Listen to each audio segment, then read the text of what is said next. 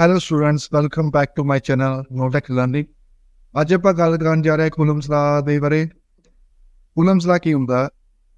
It states that two point charges attract and repel each other with a force which is directly proportional to the product of the magnitude of the charges and inversely proportional to the square of the distance between them। ये diagram अपने को दो charges ने Q1 and Q2, Q1 A ਤੇ place है, Q2 B ਤੇ place है। ਇਹਨਾਂ ਦੇ ਵਿੱਚ ਡਿਸਟੈਂਸ ਆ r, Q1 ਤੇ ਫੋਰਸ ਲੱਗ ਰਹੀ ਹੈ ਇਸ ਸਾਈਡ ਨੂੰ ਤੇ Q2 ਤੇ ਲੱਗ ਰਹੀ ਹੈ ਇਸ ਸਾਈਡ।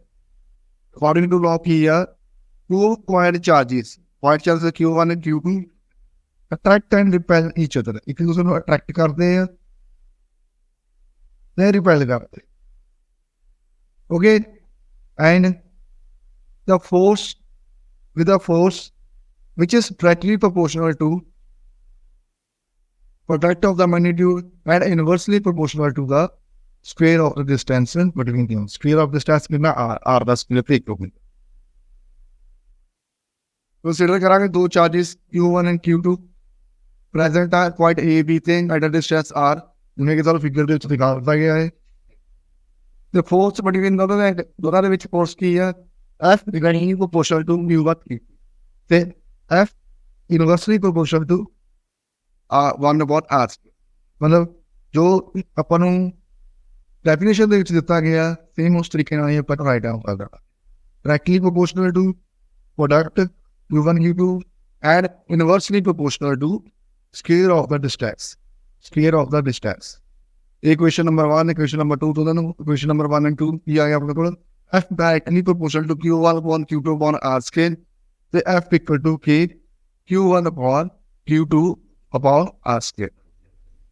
ਅਤੇ ਕੀ ਆ? K ਕੀ ਆ? Constant of proportionality. ਇਹਦੀ ਵੈਲਿਊ ਵੀ ਡਿਪੈਂਡ ਕਰਦੀ ਹੈ ਕਿਹੜੇ ਮੀਡੀਅਮ ਦੇ ਵਿੱਚ ਚਾਰਜਿਸ ਪ੍ਰੋਪੋਰਸ਼ਨਲ ਨੇ ਤੇ ਕਿਹੜੀ ਤਰ੍ਹਾਂ ਦੇ ਉੱਪਰ ਫੋਰਸ ਲੱਗ ਰਹੀ ਹੈ। ਜੇ ਆਪਾਂ ਮੰਨੀਏ ਵੀ ਜਿਹੜੇ ਚਾਰਜਿਸ ਆ ਉਹ ਵੈਕਿਊਮ ਜਾਂ ਏਅਰ ਦੇ ਵਿੱਚ ਲੋਕੇਟਡ ਆ, ਤਾਂ ਕੀ ਹੋਗਾ? K equal to 1/4 pi epsilon। Coulombs epsilon ਕੀ ਆ? Absolute permeability of free space। Absolute permeability of free space ਤੇ ਆਪਾਂ ਪੁੱਟ ਕਰਾਂਗੇ ਪਰਲੀ ਇਕੁਏਸ਼ਨ ਦੇ ਵਿੱਚ ਕੀ ਆ ਜਾਊਗਾ ਆਪਣੇ ਕੋਲ? F ਵੈਕਿਊਮ, ਕਿਉਂਕਿ ਵੈਕਿਊਮ ਤੇ ਏਅਰ ਦੇ ਲਈ ਲੈ ਰਹੇ ਆਪਾਂ 1/4 pi epsilon into Q1 for Q2 on r scale। epsilon the value ਕੀ ਹੁੰਦੀ ਹੈ? 8.854 into 10⁻⁻12 ਕੂਲਮ ਸਕੁਅਰ ਪਰ ਨਿਊਟਨ ਪਰ ਮੀਟਰ ਸਕੁਅਰ। ਓਕੇ, ਇਹ ਆਪਾਂ ਇਹ ਵੈਲਿਊ ਉੱਤੇ ਪੁੱਟ ਕਰਕੇ ਜੋ ਨਿਕਲਦੀ ਆਪਣੇ ਕੋਲ 9 into 10⁹9 ਨਿਊਟਨ ਮੀਟਰ ਸਕੁਅਰ ਪਰ ਕੂਲਮ। ਇਹ ਆਪਾਂ ਅਗਰ ਇਕੁਏਸ਼ਨ ਦੇ ਵਿੱਚ ਪੁੱਟ ਕਰੀਏ ਤਾਂ ਕੀ ਹੋਊਗਾ? F vacuum equal to 9 into 10⁹9 Q1 upon Q2 upon r square। ਇਹ ਹੈਗਾ ਕੂਲਮਸ ਲਾ ਇਨ ਇਲੈਕਟ੍ਰੋਸਟੈਟਿਕ। ਨੈਕਸਟ ਆਪਾਂ ਕਰਾਂਗੇ ਇਹਦੇ ਵਿੱਚ ਹੀ ਕੂਲਮਸ ਲਾ in vector equation. Vector farm ਦੇ ਵਿੱਚ ਕਿਵੇਂ ਹੁੰਦਾ?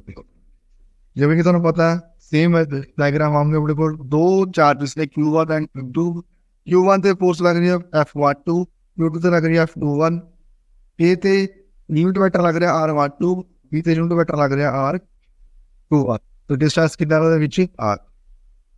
ठीक है, consider that two like charges Q1 and Q2 at present at a point P and V in a vacuum at a distance r apart। The two charges will exert equal and repulsive forces on each other। Let F1 be the force on charge Q1, Q2 charge Q2, and F21 the force on charge Q2, Q2 charge Q1। उन्हें क्या पर figure में दिखाया गया है। Coulomb's law according की है the magnitude of the force on charge Q1 to Q2 की होगा F12 equal to F21 equal to 1/4 epsilon into Q1 upon Q2, sorry Q1 into Q2 or r square। Let R12 be the unit vector pointing from charge Q1 and Q2 and R221।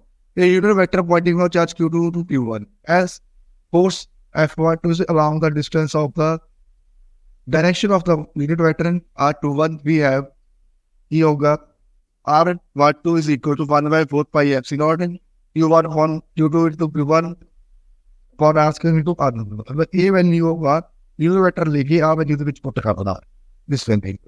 ਇਹ ਹੋਗੀ equation number 2। ਇਹ ਆਪਾਂ same F1 ਲਈ ਕੱਢ ਲਈ ਤਾਂ ਆਪਾਂ F2 ਵਾਲੀ ਵੀ ਕੱਢ ਲਾਂਗੇ ਸੇਮ R1। इस चीज़ का ध्यान रखना भी F12 नहीं लिखनी है R21 ਤੇ F21 ਨਹੀਂ ਲਿਖਣੀ R1। ਇਹ ਆਪਣਾ ਵੈਕਟਰ ਨੋਟੇਸ਼ਨ ਦੇ ਵਿੱਚ Coulomb's law. Importance of Coulomb's and vector form. Importance ਕੀ ਹੈ ਇਸ ਦਾ? Coulomb's law in vector form is a more important than its scalar form. For the following reason: first, we are in vector form Coulomb's law straightaway shown that the factors forces F1 to 2 1 are equal and opposite। मतलब ਇਹਦੇ ਵਿੱਚ ਆਪਾਂ clearly ਦੇਖ ਸਕਦੇ ਹਾਂ ਵੀ ਦੋ forces ਲੱਗ ਰਹੀਆਂ। ਸਿੰਪਲ ਫਾਰਮ ਵਿੱਚ ਆਪਾਂ ਦੱਸਾਂਗੇ ਵੀ ਦੋ ਫੋਰਸਸ ਲੱਗ ਰਹੀਆਂ ਜਿਹੜੇ ਇੱਕੋ ਤੇ ਆਪੋਜ਼ਿਟ ਆ, ਬਟ ਆਪਾਂ ਨੂੰ ਫੋਰਸਸ ਨਹੀਂ ਪਤਾ ਕਿਹੜੀਆਂ ਲੱਗ ਰਹੀਆਂ। ਵੈਕਟਰ ਨੋਟੇਸ਼ਨ ਦੇ ਵਿੱਚ ਆਪਾਂ ਨੂੰ ਫੋਰਸ ਦਿੱਤੀ ਹੈ F12 ਤੇ F21 ਜਿਹੜੀ ਕਿ ਇਕੁਅਲ ਵੀ ਆ ਆਪੋਜ਼ਿਟ ਵੀ ਆ। ਤੇ R12 ਤੇ R22 ਦੇ ਯੂਨਿਟ ਵੈਕਟਰ ਜਿਹੜੇ ਆਪੋਜ਼ਿਟ ਡਾਇਰੈਕਸ਼ਨ ਦੇ ਵਿੱਚ ਪੁਆਇੰਟ ਕਰਦੇ ਆ। ਇਸ ਕਰਕੇ R21 ਇਜ਼ ਇਕੁਅਲ ਹੋਗਾ -R12। ਇਹਨਾਂ ਕੋਐਫੀਸ਼ੀਐਂਟ ਵਿੱਚ ਪੁੱਟ ਕਰਾਂਗੇ ਤਾਂ ਆਪਣੇ ਕੋਲ ਕੀ ਆ ਜਾਊਗਾ F12 is equal to 1/4 pi epsilon Q1 into Q2 on R scale -R12। ਆਪਾਂ R21 ਦੀ ਵੈਲਿਊ ਨਾਲ ਉਹਨੂੰ ਰਿਪਲੇਸ ਕਰਤਾ ਤਾਂ ਮਾਈਨਸ ਦੀ ਮਾਈਨਸ ਪੂਰੇ ਆ ਜਾਊਗਾ ਤਾਂ ਆਪਣੇ ਕੋਲ ਕੀ ਆਊਗਾ ਇਨਫਿਸ਼ੀਅੰਟ ਬਣ ਕੇ ਆਇਆ ਇਸ ਨਾਲ। ਤਾਂ ਇਹ ਇਕੁਏਸ਼ਨ ਦੇ ਨਾਲ ਹੀ ਆਪਾਂ ਕੀ ਕਹਿ ਸਕਦੇ ਹਾਂ ਕਿ ਜਿਹੜਾ F12 ਆ ਉਹ ਇਜ਼ ਇਕੁਅਲ ਟੂ -F21। ਇਹ ਸੀ ਤੁਹਾਡਾ ਕੂਲੰਬਸ ਲਾ ਇਨ ਵੈਕਟਰ ਸਟੱਡੀ ਤੇ ਕੂਲੰਬਸ ਲਾ ਇਨ ਵੈਕਟਰ ਫਾਰਮ। ਇਹੋ ਜਿਹੀਆਂ ਹੋਰ ਵੀਡੀਓਜ਼ ਦੇਖਣ ਲਈ ਤੁਸੀਂ ਸਾਡੇ ਐਪਲੀਕੇਸ਼ਨ ਤੇ ਵੀ ਆ ਸਕਦੇ ਹੋ ਤੇ ਐਪਲੀਕੇਸ਼ਨ ਦਾ ਲਿੰਕ ਮੈਂ ਤੁਹਾਨੂੰ ਥੱਲੇ ਡਿਸਕ੍ਰਿਪਸ਼ਨ ਦੇ ਵਿੱਚ ਦੇ ਦੇਵਾਂਗਾ ਜਿੱਥੇ ਕਿ ਤੁਸੀਂ different type of courses check out ਕਰ ਸਕਦੇ ਹੋ ਜੋ ਕਿ ਬਹੁਤ ਹੀ ਰੀਜ਼ਨੇਬਲ ਪ੍ਰਾਈਸਿਸ ਤੇ ਅਵੇਲੇਬਲ ਨੇ। ਤੁਸੀਂ ਕਿਸੇ ਵੀ ਦੇਸ਼ ਤੇ ਕਿਸੇ ਵੀ ਕੰਟਰੀ ਕੋਨੇ ਦੇ ਵਿੱਚੋਂ ਬਿਲੋਂਗ ਕਰਦੇ ਆ ਤਾਂ ਤੁਸੀਂ ਈਜ਼ੀਲੀ ਸਾਡੇ ਕੋਰਸਿਸ ਨੂੰ ਐਕਸੈਸ ਕਰ ਸਕਦੇ ਹੋ। ਪਲੇ ਸਟੋਰ ਤੋਂ ਸਾਨੂੰ ਐਪਲੀਕੇਸ਼ਨ ਮਿਲ ਜਾਵੇਗੀ ਨੋਟਕ ਲਰਨਿੰਗ ਦੇ ਨਾਮ ਤੋਂ। ਉਦੋਂ ਤੱਕ ਦੇਖਦੇ ਰਹੋ ਨੋਟਕ ਲਰਨਿੰਗ।